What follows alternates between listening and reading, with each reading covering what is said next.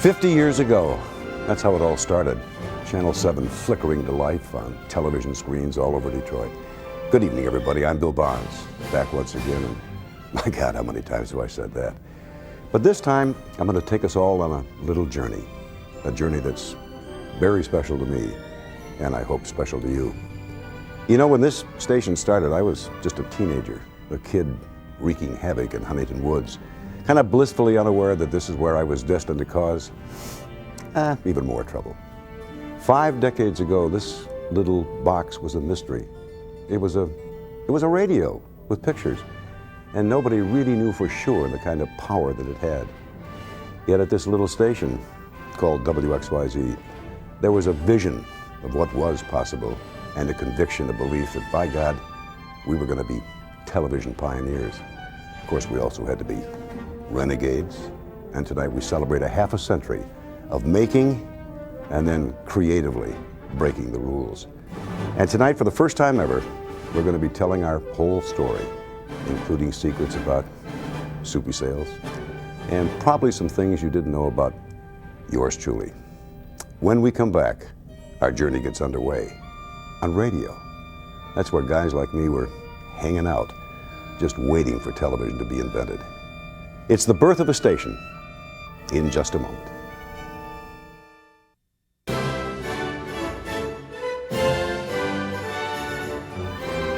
Bill Barnes again, and let's start the journey. When Channel 7 first went on the air, World War II had been over just a couple of years, and I think I was getting kicked out of another high school in metropolitan Detroit. As I was becoming kind of a schoolyard pariah, the GIs were coming home, building homes and starting their families. The year was 1948, and believe me, television was brand new, and a little network called ABC had just opened up and was doing business. Starting as a network of radio stations, including WXYZ, the American Broadcasting Company was convinced there was a big future in television, launching its third station right here in Detroit.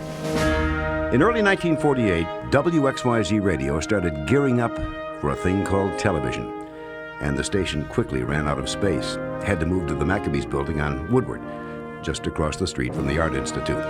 And that caught the eye of young technicians, guys like Hal Duchesne, who had been an engineer at WWJ Television. I had another offer from another station, and before I left, I said, I understand that WXYZ's got some new equipment. I'm going to drive by and take a look.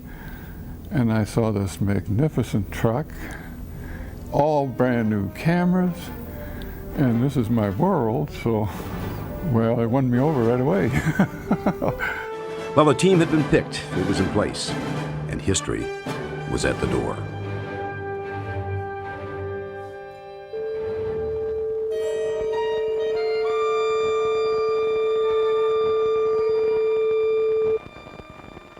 This is television station WXYZ, the American Broadcasting Company, serving Detroit, Michigan.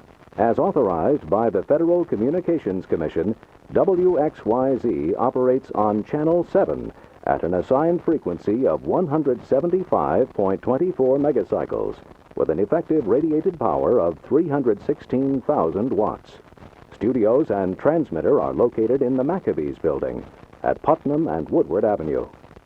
On this first day of broadcasting, we take you to the rooftop of the Maccabees with Dick Osgood, Paul Whiteman, and Francis Langford.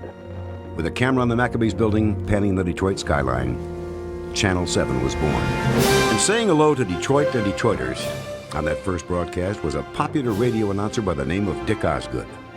It was chaotic in the beginning.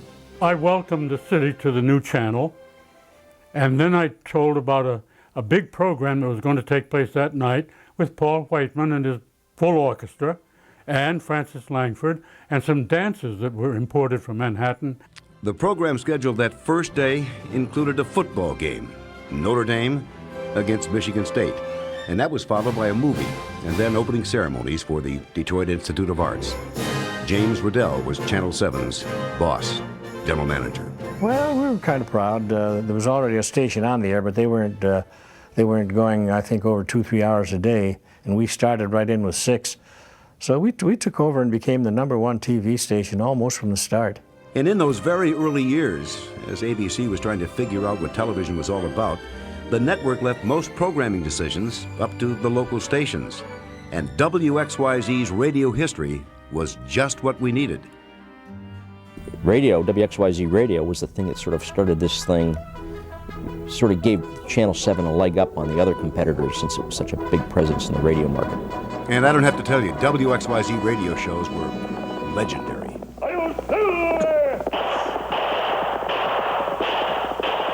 A fiery horse with the speed of light, a cloud of dust, and a hearty hi-yo silver. The Lone Ranger. Every kid I knew in my world was, pretty proscribed by the one neighborhood on the east side to listen to the Lone Ranger, listen to the Green Hornet, listen to all those adventure shows, and we knew exactly what time they came on. We listened to them a lot of times in bed with the lights out, just that little glow of the little Bakelite radio. One of the voices people listened to on WXYZ radio belonged to a guy by the name of Mike Wallace. 60 Minutes, Mike Wallace.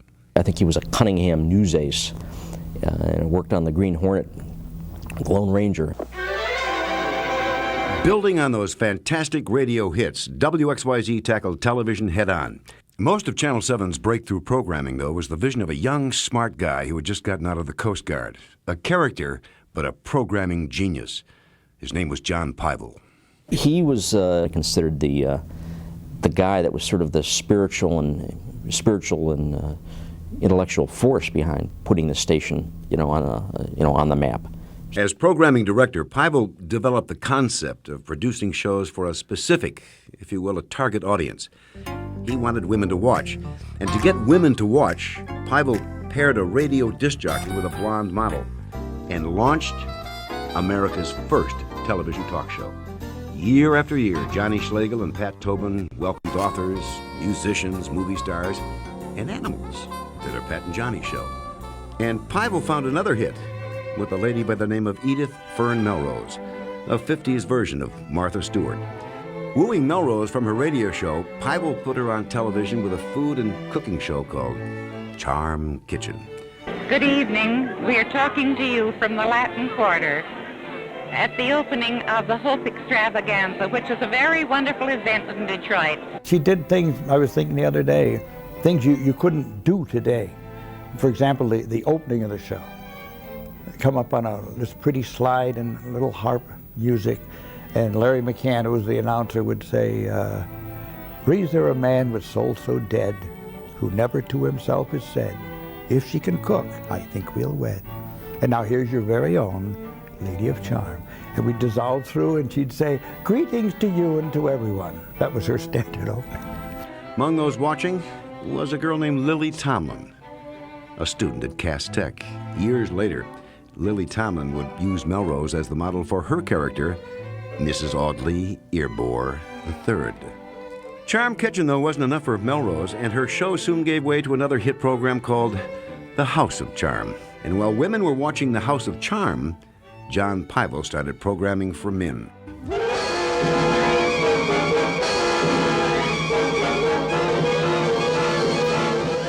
The World Adventure Series, hosted by George Perot, was an instant, and I gotta tell you, long-lasting hit. Another Channel 7 mainstay, sports. So let's go back to the action now. The climax of the 1953 season. The most dramatic football game I've ever seen played at Briggs Stadium. Pro football games like this Lions broadcast from 1953 filled many hours of TV programming. And for variety, Pyvel added coverage of the Gold Cup boat races on the Detroit River. And he used a radio guy by the name of Fred Wolf as the main host. Wolf was a little reluctant to do television. He didn't really know what it was all about. It meant giving up his morning show called Wolf's Wacky Wigloo. But Pyvel got his way, and Freddie Wolf soon found himself covering everything from bowling to horse races to the auto races at Detroit's Motor City Speedway on 8 Mile Road. Did those shows work? Like gangbusters. And the success of the sports programs and, those early shows on Channel 7, you might think that John Pyvel had reached the top. You'd think, hey, John Pyvel's done it all. No way. It was the kid shows that would really prove what a genius John Pybel was. I mean, the guy hired me. When we come back, an old friend of yours and mine, Eric Smith, is going to take us into kind of a wild world of make-believe characters like Wixie Wonderland and the unforgettable Soupy Sales. We're going to shuffle back in just a moment.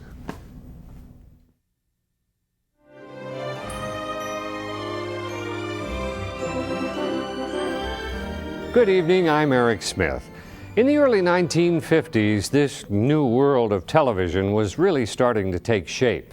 The crew here at Channel 7 had spent the first few years experimenting, tinkering around a little bit, trying out all the new equipment and really learning how to produce a television show. At the same time, the new ABC network was still struggling a bit, but WXYZ-TV was coming of age under the leadership of John F. Pybel. We were entering the era of Soupy Sales and Johnny Ginger and so many others. It was an era that would finally win people over from their radio sets. In the early 1950s, Channel 7's day began with a bang. Coffee and Cake was the station's first morning show, starring jazz musician Johnny Scat Davis and his band, the Dreambusters.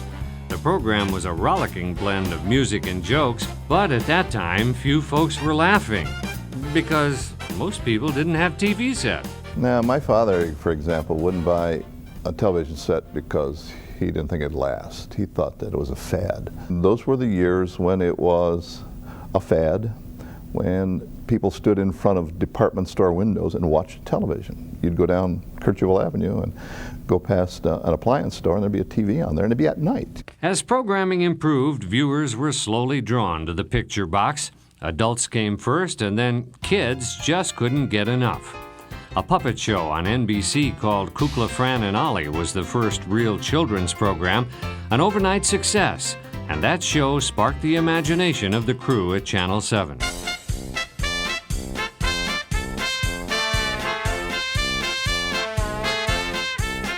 For kids in Detroit, Wixie Wonderland was the Pied Piper of television, the first real children's TV host in Detroit. Playing Wixie was quite a change for young comic Marv Welsh. For years, he'd been doing bawdy adult humor at clubs in Canada and Detroit. Programming director John Pybel got him to tone down his act a bit. I was working nightclubs every night, 6 nights a week, and I'd get up every morning and be on the air, bright-eyed, bushy tail, and do the whole kiddie show. And I changed right from a nightclub comic. I did it very easy. It didn't bother me at all. And the strict rules, and there's no lie. I want no swearing. I don't want to hear a joke. You want to talk to me after the show? I'll talk to you. And that was a strict rule, and it worked. And I didn't bother me because I love the kids anyhow. I've always loved kids, so I talked with them, not down to them. John Pybel followed Wixie's success by giving a makeover to a former band singer.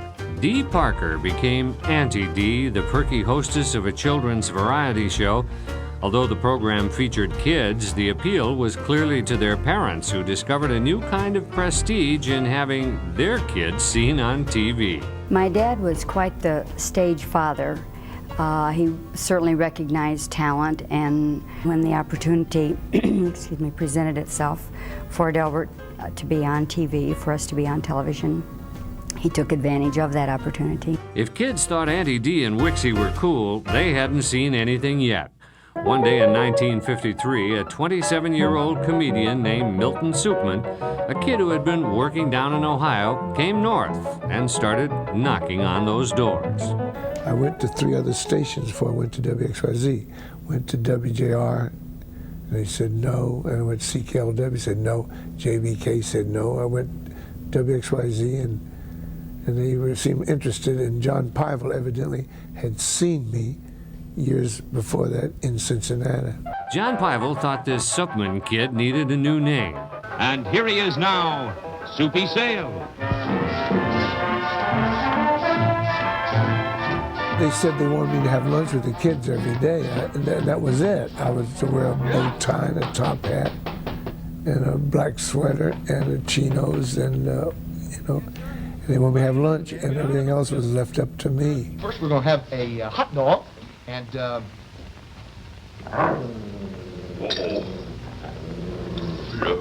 Yeah, fresh hot dog. The kids were mesmerized. We watched Soupy Sales at lunch, of course. Actually, the whole family did, as many as were at home when I came home for lunch from grade school. Some of the gags the TV audience simply was never meant to see. I was working out front with White Fang and doing dances. And I was supposed to hear a woman scream, and I would go back to the door, look down, and see a pair of women's shoes. Well, I'm working out for White Fang, I hear a woman scream, I walk back, I look down, there's nothing there, and I look up, and there was a naked girl. It was the floor director's girlfriend.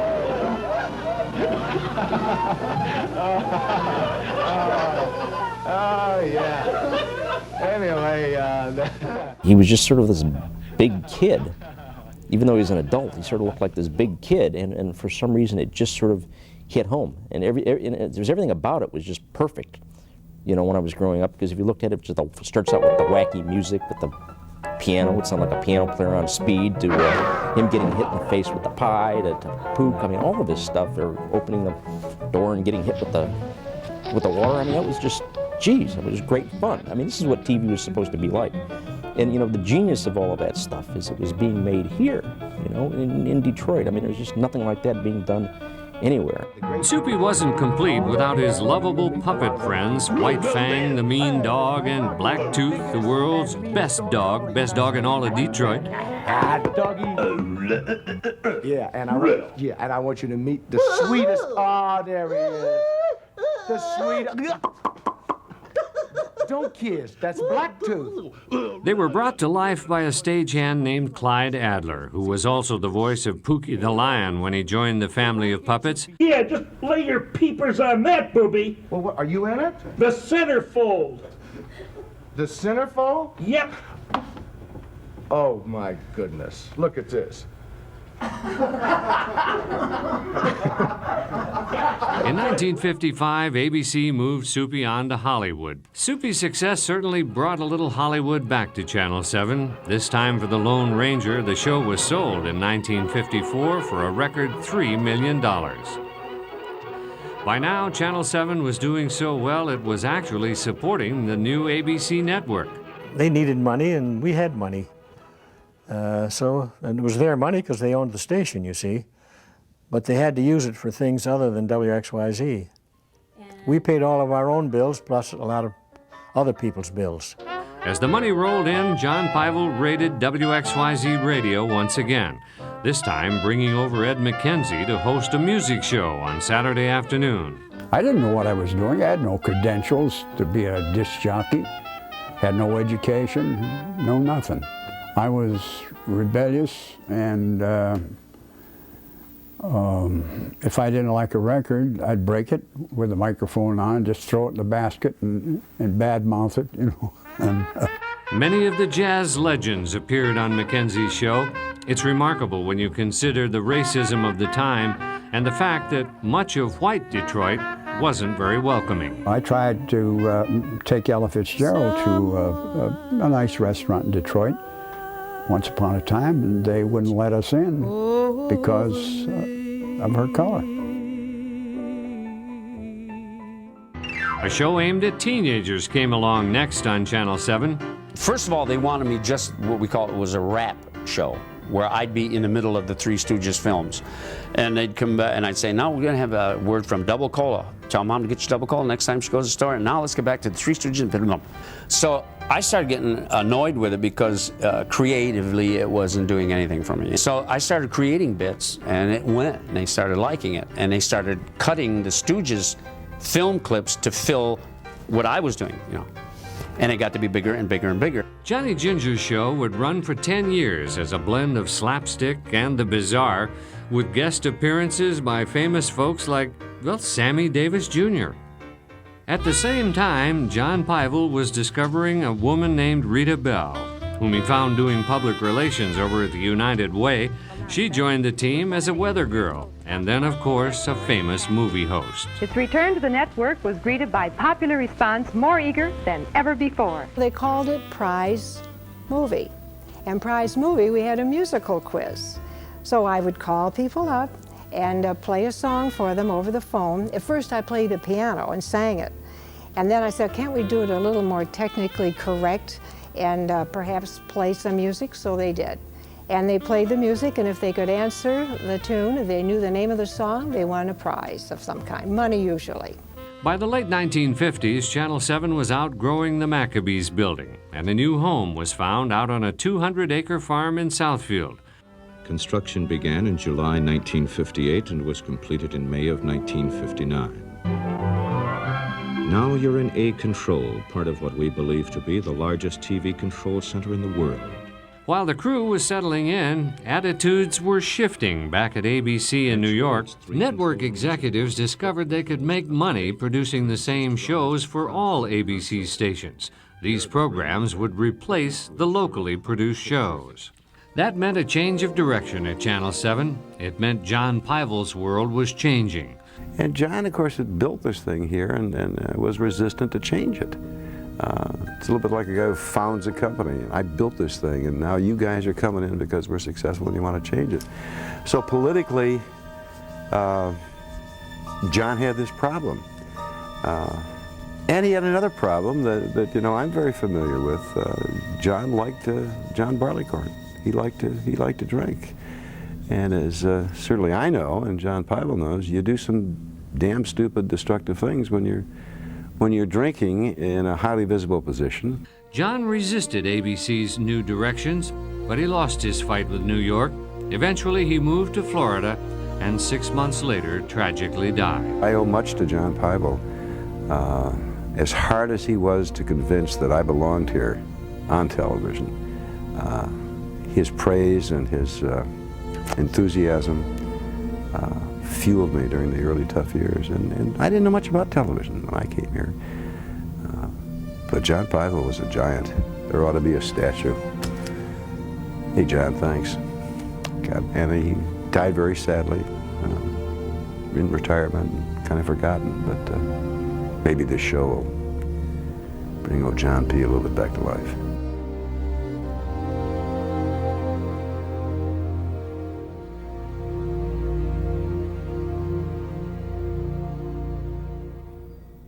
He was really a special man. In fact, he hired me. The genius of John Pyvel really was that I think he could see the future. He saw in television what others simply could not or did not see.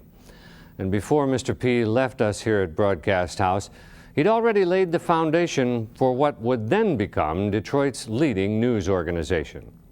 When we come right back, Guy Gordon takes us into the era of Bill Bonds. That wild ride gets underway in just a moment.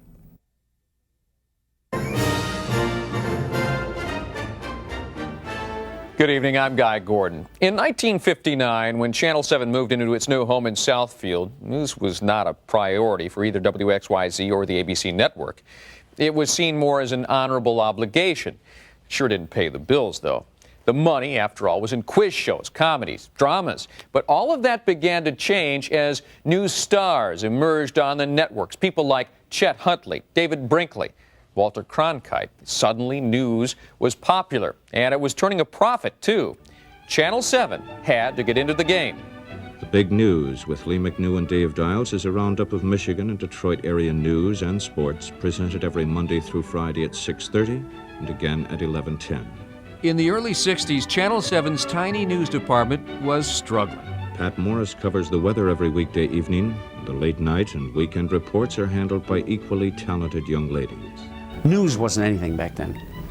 I remember Soup and I walking in front of the cameras when they were doing the 6 o'clock news and going like this, and they would laugh, you know. While news was not a priority at the time, John Pyvel saw the future, and he found a young man who would eventually lead the way.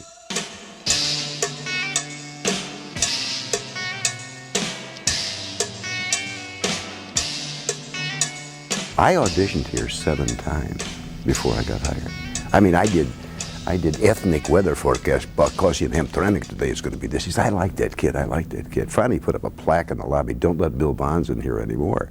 radio reporter Bill Bonds caught Pievel's attention with some daring coverage of a tornado in Anchor Bay. I went out there with my tape recorder and what we call alligator clips, and I climbed a telephone pole, and I'd interviewed victims and doctors and the governor, and maybe a week later, I finally came in and auditioned, and he said, "You got the job." He said, "Remember something, Bonds, I could hire a monkey out of the zoo to do your job. I'm going to pay you $180 a week." And I held out for $220 and got it. From the start, Bonds proved he had the right stuff, turning heads with interviews like this one with Martin Luther King Jr. Dr. King, would you think about this just a moment before you answer it? Do you think that murders or deaths like Mrs. Liuso are necessary to sustain the civil rights movement? Well, I don't have to think about that too long. I would hope that we would come to the moral maturity in our country that we can advance a struggle without suffering, without violence, and without the death of any individual. Slowly, the news team was taking shape. In 1965, Channel 7 hired a young reporter who had been working at a Saginaw Bay City station. His name?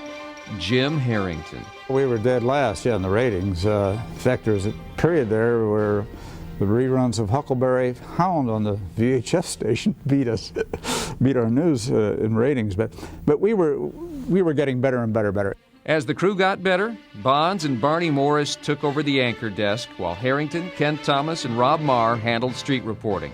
Also signing on in the early years was Lad Carlton and Eric Smith. By 1967, a viable team was in place, just in time for the biggest story in the history of modern Detroit. On a steamy night in July 1967, Detroit police raided a blind pig in a black section of town. The ensuing brawl with the all-white police force triggered a citywide eruption.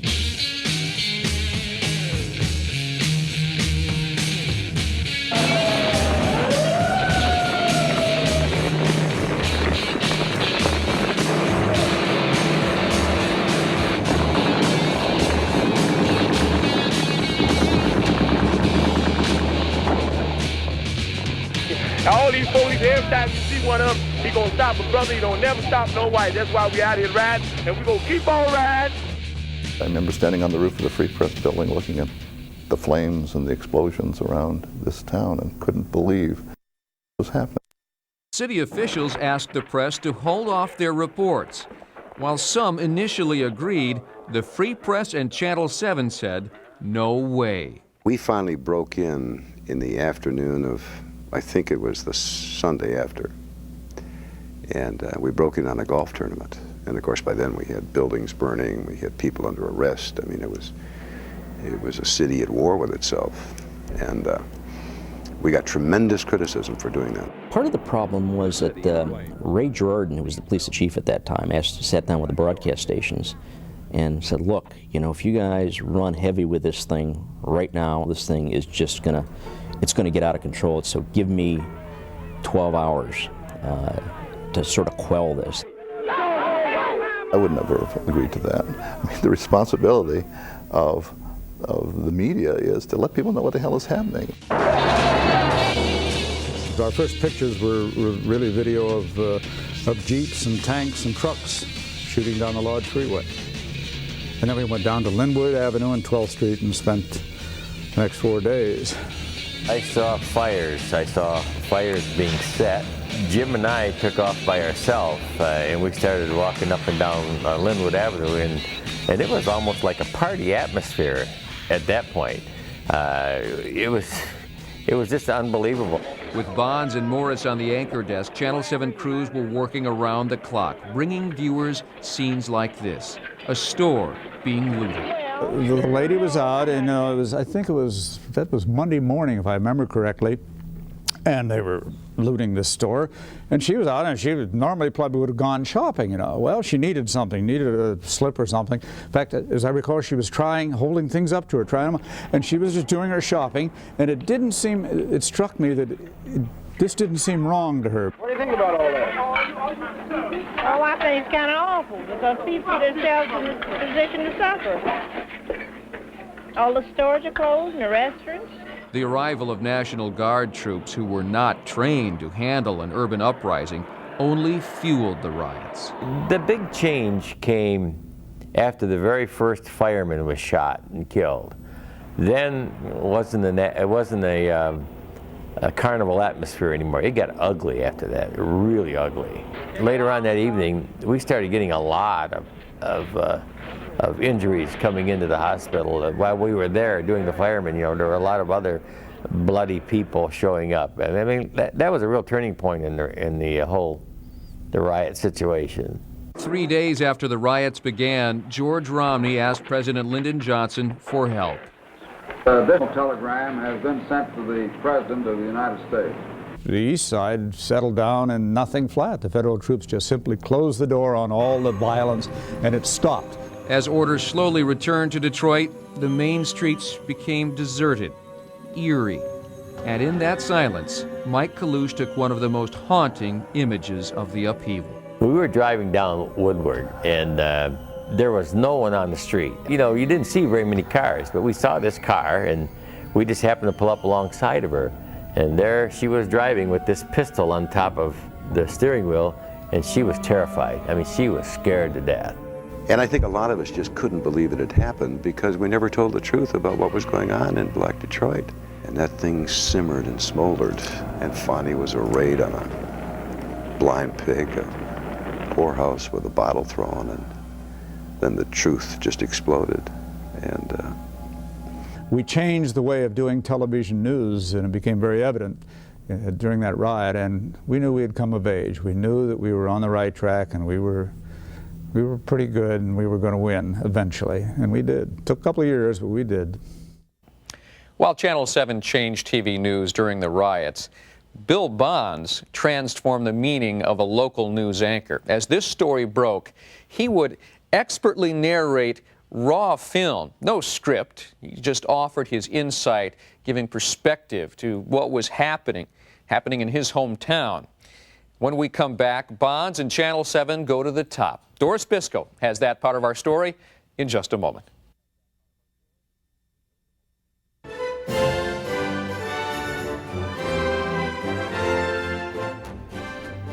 When the smoke had cleared and the embers of 1967 cooled, Detroit was shattered and its people were disillusioned. The city needed leaders, and it soon found them in Coleman Alexander Young and a priest named William Cunningham.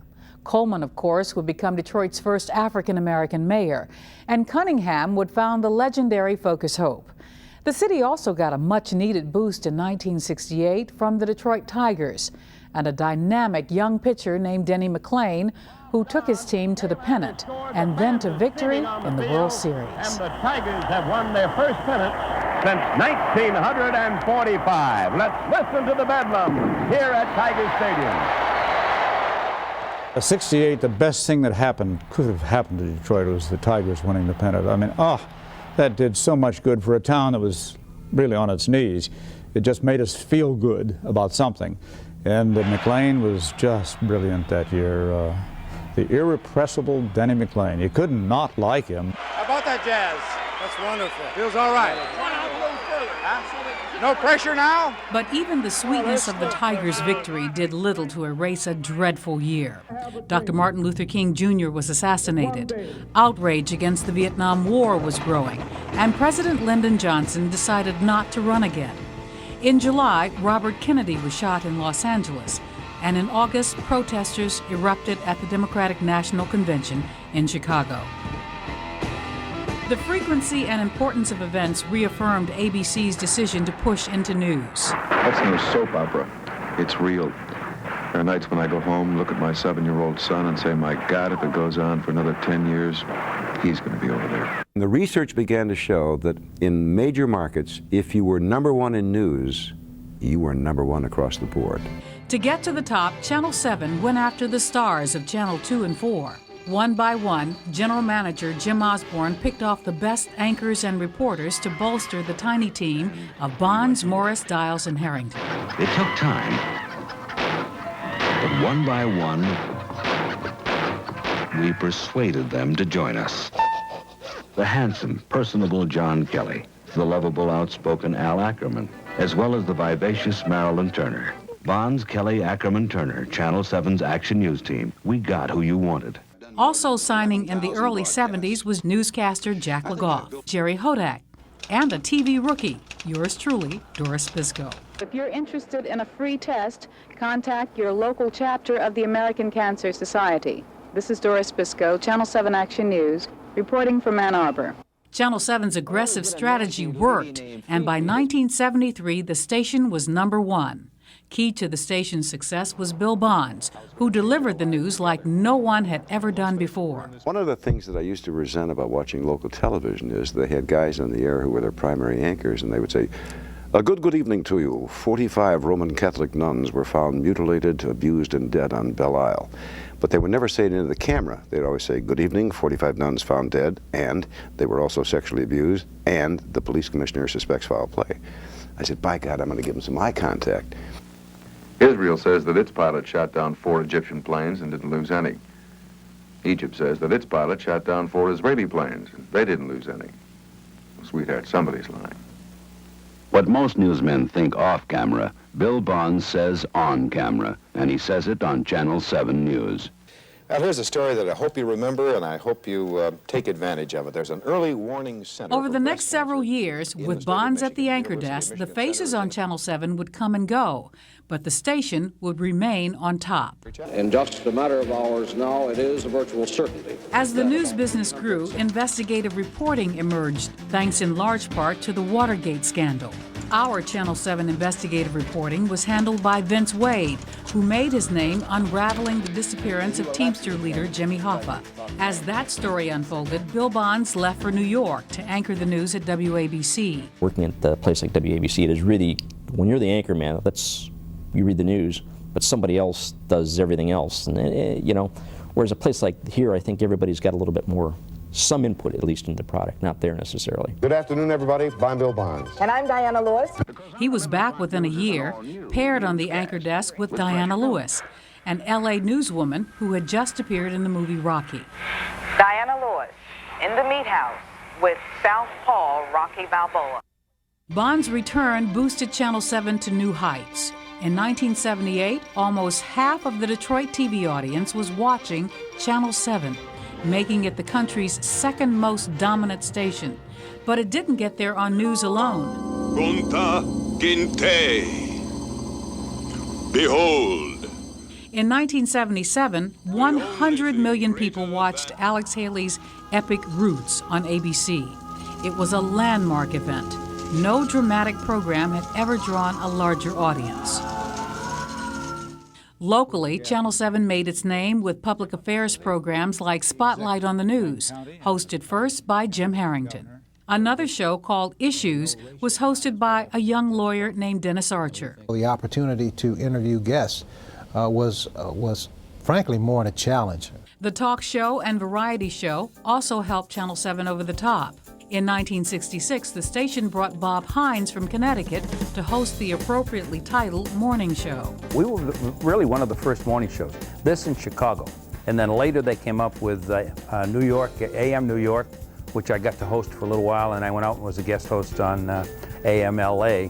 The morning show was followed in 1972 by Dennis Holey and AM Detroit. That eventually gave way in 1978 to the popular pairing of John Kelly and Marilyn Turner on Kelly and Company. Oh, those were the good old days. No, but I think of the husband, wife. It had never been done before, you know. Well, that was later, though. That was later, but there had never been a husband and wife as a news team. Now, you know, can I say something serious? Yeah. You were good. You were really good. Oh, my, after all these years. And he's telling me I'm good. I'm saying it publicly. With the success of Kelly and Company in the morning and Bill Bonds leading the news team, Channel 7 was now firmly #1. It was an amazing rise to the top for those at WXYZ. When we return, Diana Lewis takes us into the future as Channel 7 changes hands, the internet arrives, and high-definition TV takes shape. Also, it's the end of the Bill Bonds era. We'll be back in just a moment.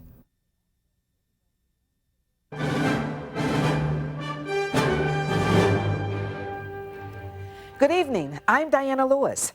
As Detroit headed into the 1980s, Channel 7 was securely on top. But trying times were just around the corner. The recession battered the auto industry. Chrysler went bankrupt. Ford almost followed. And soon, Detroit was a national laughingstock. Here at Channel 7, we would be faced with our own challenges. We were entering an era when both the station and the city needed leaders. Channel 7 found its leader in Jean Finlater, the first woman to run WXYZ, the first woman to run a major market TV station. She was a good businesswoman, had an incredible eye for what Detroit viewers would like, would enjoy on television, but she also had this incredible motivation to really help this community. Finlater's tenure was challenging. On the business side, Channel 7 was sold in 1986 to Scripps Howard, a respected media company. And in the community, a battered Detroit was being attacked by the national media. The city needed to fight back, and Channel 7 provided the battle cry. You've got the spirit, tell them you're from Detroit. Come on, let's hear it, tell them you're from Detroit. We're a team that's hometown, there's no town like Motown. You're at the heart of it, 7's a part of it. Stand up and tell them you're from Detroit. The Stand Up campaign took Detroit by storm, establishing the station as a community leader with Bill Bonds firmly in charge. You're laying people off, John. As Detroit's tough guy, Bonds took on everyone in the 80s and early 90s. Look, I go through enough crap back here, I don't have to go through it with you. Well, and let me tell you something. No, let me tell you something. Let me tell you something. No, you tell yourself something. I'm tired of talking to you. Okay, fine. I'm tired of talking to you.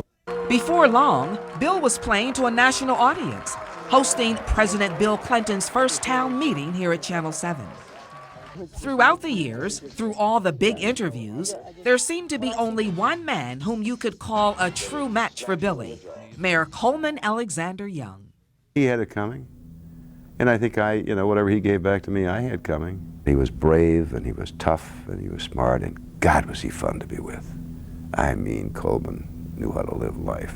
Bonds and Coleman had a lot in common. He and I had a great personal relationship. His dad was a drunk, so was mine. Coleman watched his booze. I didn't. He used to tell me, Billy, one of these days it's going to get you.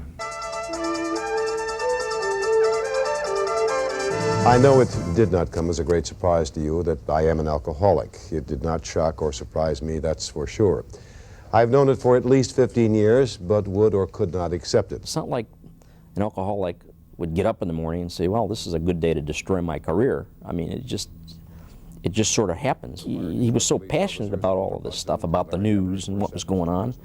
Turn it over his mind, probably dream about it too. That's what popped through the screen. That's what made this guy, spectacular. That's what made this guy a shooting star.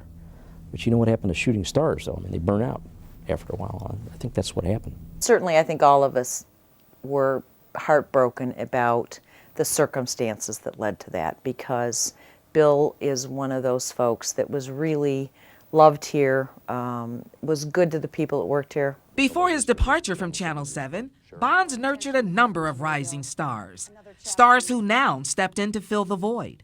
As a new team of anchors and reporters settles in, many wonder what Channel 7 will look like in another 50 years. Just as the people in 1948 didn't know what to expect and didn't know if viewers would enjoy the programs they invented, we're at that same point. We have a great empty palette ahead of us.